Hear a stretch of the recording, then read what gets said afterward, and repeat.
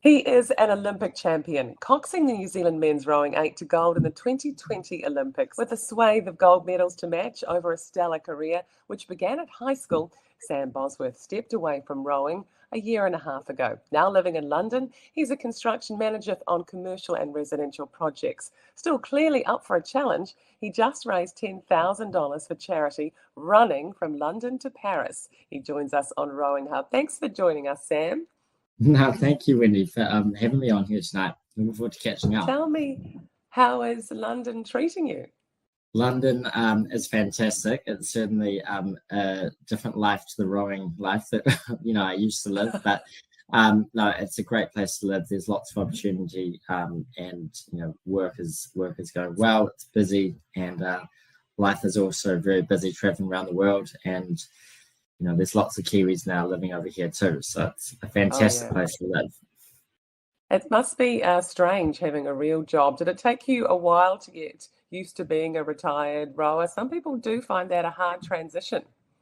Yeah, I think I'm still adjusting sometimes. I'm looking now as everyone's obviously leading into the next Olympics, thinking, God, why am I sitting in an office when I could be out in the sun coxing a boat? But no, it's certainly a good change, and it's nice to put my mind towards something else now other than rowing.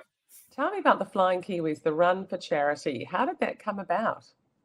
The Flying Kiwis. Well, it was one of, it's actually my cousin Alex has it, and very good friend. She posted in a group chat with 4 other people saying, "Are you guys keen to do this?" And I think we all jumped on it without even realizing what we were signing up for. So it was with 4 other friends, Kate Jefford, who was actually a big supporter of yours, Wendy. She used to run for New Zealand herself.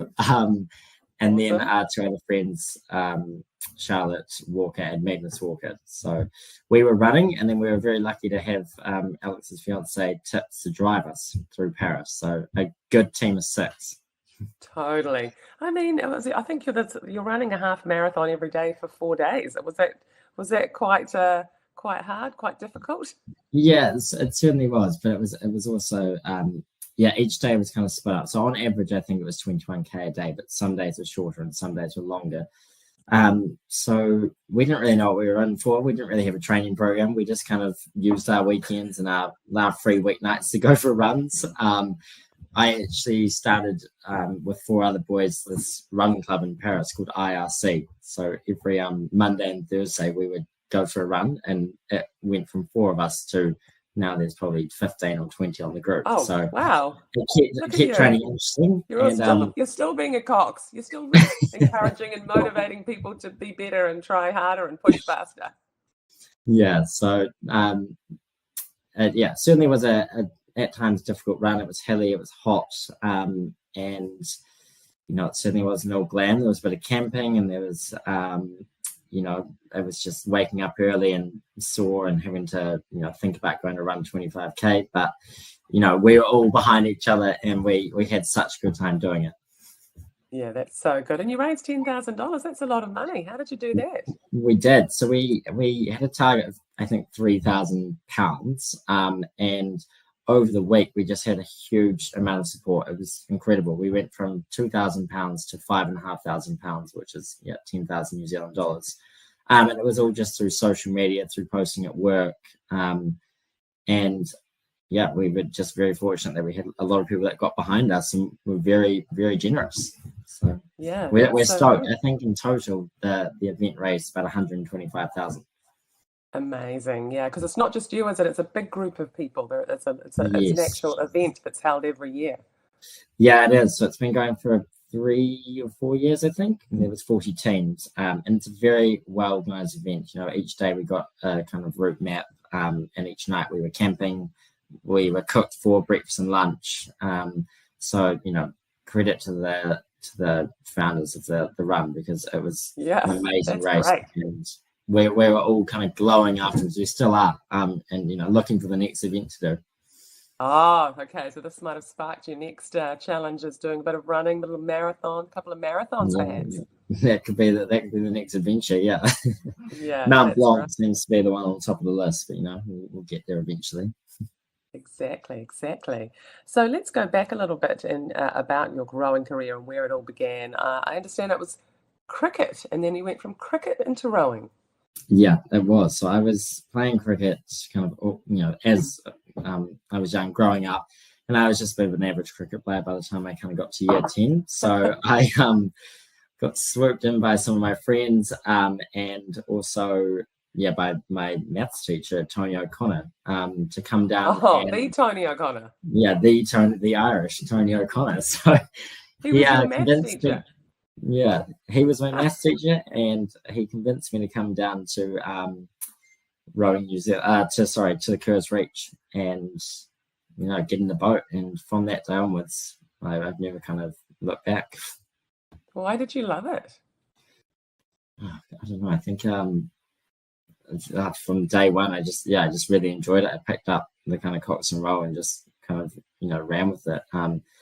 Could always steer a boat, and I think that's probably one of the most important roles of the job. So, there's obviously quite an important role, that one, steering a boat. It's quite a different role. Pressure. Yeah, it's quite a different role, I guess, in a cox, and it's it's awesome, kind of leading people and managing people and trying to bring a crew together. So I think that was the aspect I loved the most, is working with all my friends and trying to make the boat go as fast as possible. Yeah, and I think that you tapped into it there, leading people, managing people, guiding people. I always look at the cox and think it's such an important role. And, I wonder how you motivate a team of people. Have you sort of learned a few tips along the way? Yeah, certainly have. It's just, getting to know each individual. And I think, I was very lucky over my own career. I had lots of different crews. So I kind of had to learn to be adaptable, and had to kind of, work with various amounts of people. I don't think I ever had the same crew for 1 year. And then I, obviously went from the men's 8 to the women's 8 back to the men's 8. So I had a wealth of knowledge, in the coxswain seat. And that's kind of just basically how I learned to become, a leader and, manage crews on and off the water. Yeah. So you say you have to get to know people. Do you think that's what it's about? It's about actually getting to know your crew and understanding what they need. And as you say, knowing even individually on the boat what each member needs. Yeah, that's a massive part of the role.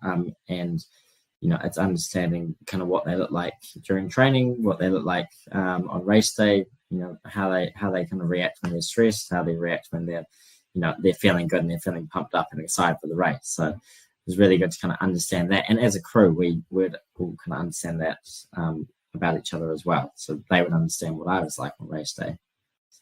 So it's, in a way, is it sort of a lot of it observing actually what different types of people need at different times? Yeah, observing and the biggest thing is just talking to your crew and getting feedback from them. And that's the biggest part. One of the biggest things about a coxswain is you got to be, receptive to feedback. You're obviously giving out commands and telling your crew what to do. So if they ask you to make a change, then you've obviously, got to try and make that change and be the best for them, because at the end of the day, they're your engine as a coxswain, and they're getting you down the track as fast as possible.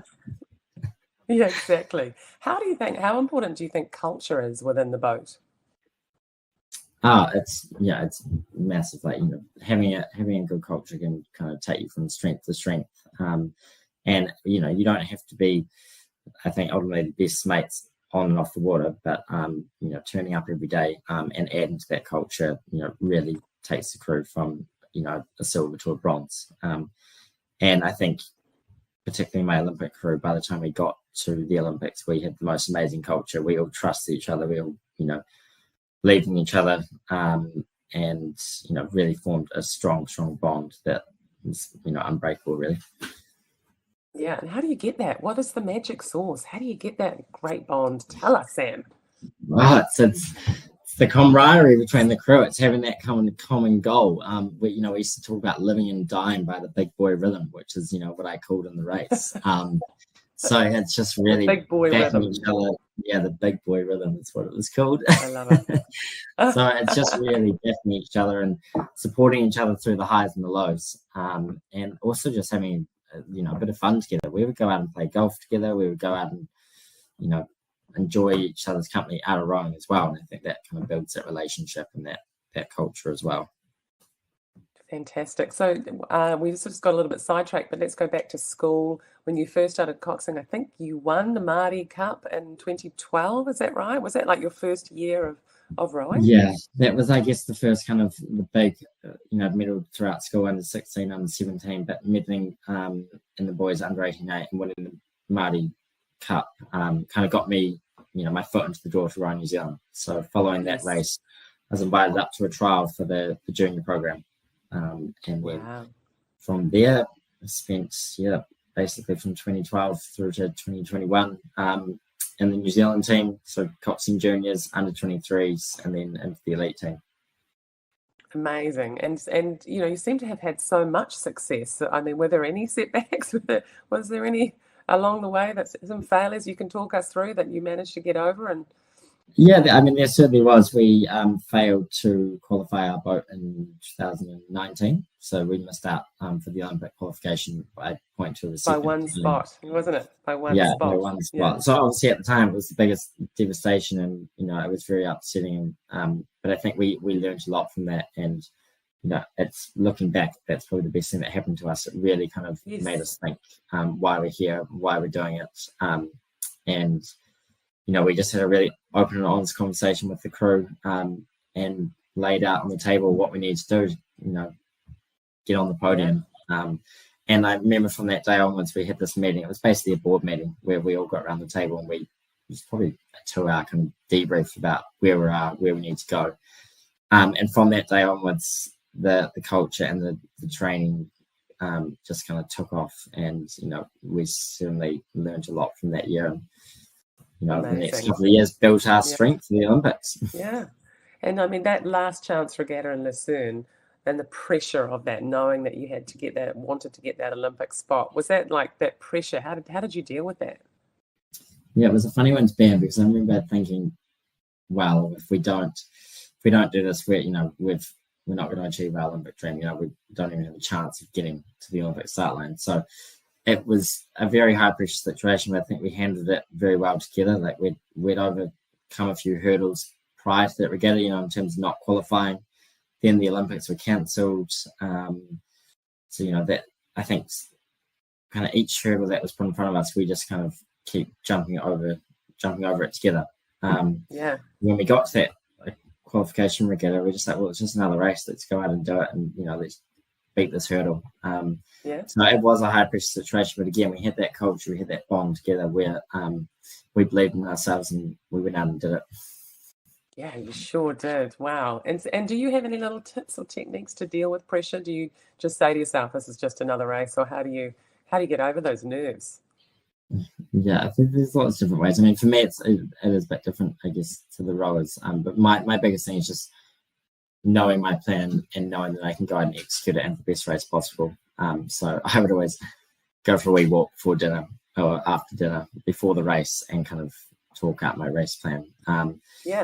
And I think the biggest thing is just having that self-belief, and knowing that you've put in the training, you've put in the hard work. So when you do go out there, you can, win on a bad day, or have a bad performance, but still be good enough to get through. And I read where you said that winning 8, you've gotten the boat on that day, and you just said the boat started to fly, and they've had that amazing rhythm, and that is the thing every rowing crew looks for, don't they? When that boat starts flying, it's that magic. I mean, what's that like? It's amazing. And I think I look back, I look back at the race now and think, wow, that was just the feeling of sitting in that boat, when we are actually flying, and it's just, you can kind of hear the bubbling underneath you in the coxswain seat, and it's just smooth, and that everything sounds the same and looks the same.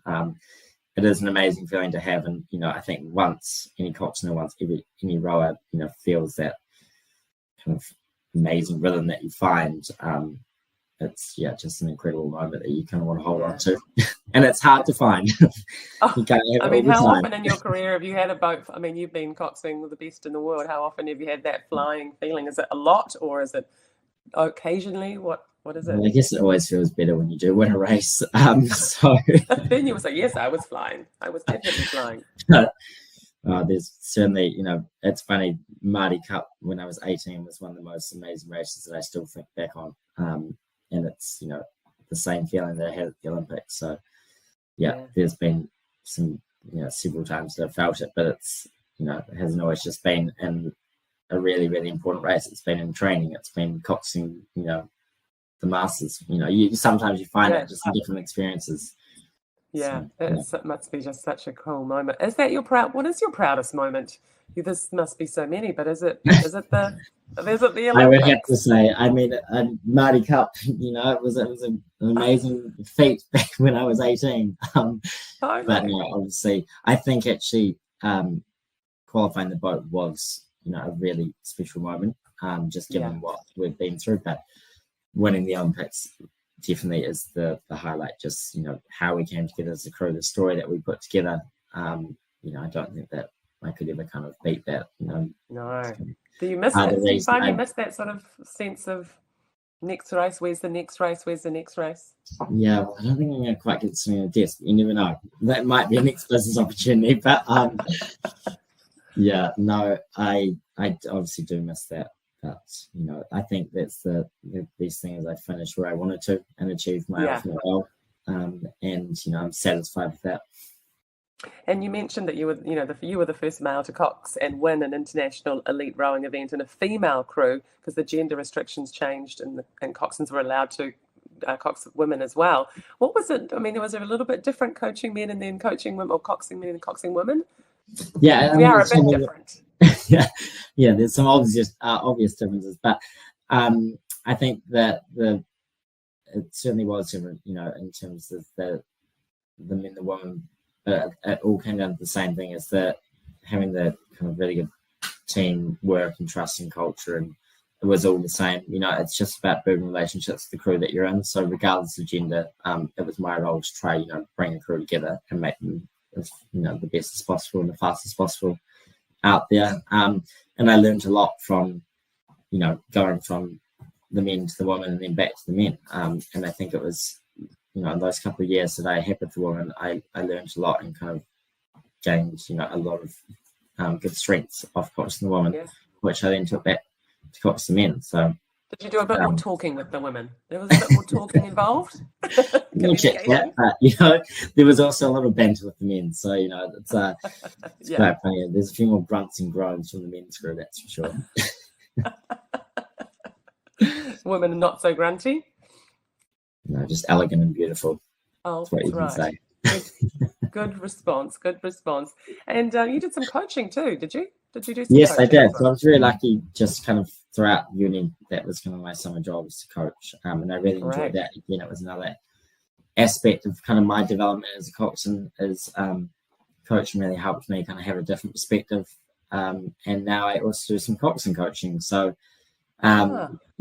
get out to schools and clubs if I can, and basically coach coxswains, how to cox, and also do some coaching courses. So I'm coaching coaches how to coach coxswains. So that's still ongoing, because I'm not fully removed from the sport. I still miss the sport, and I still want to be involved at some capacity. So having the coxing business to the side is it's really rewarding to Zoom call home and be talking to Māori coxswains or club coxswains that are competing.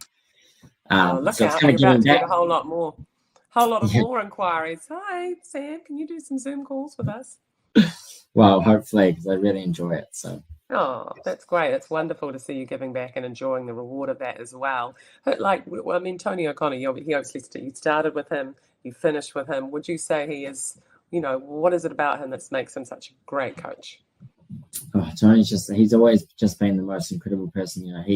He really changed that men's kind of culture and, the environment that we, turned up to every day. He understands people. He ensures that, if you're down, he'll pick you up.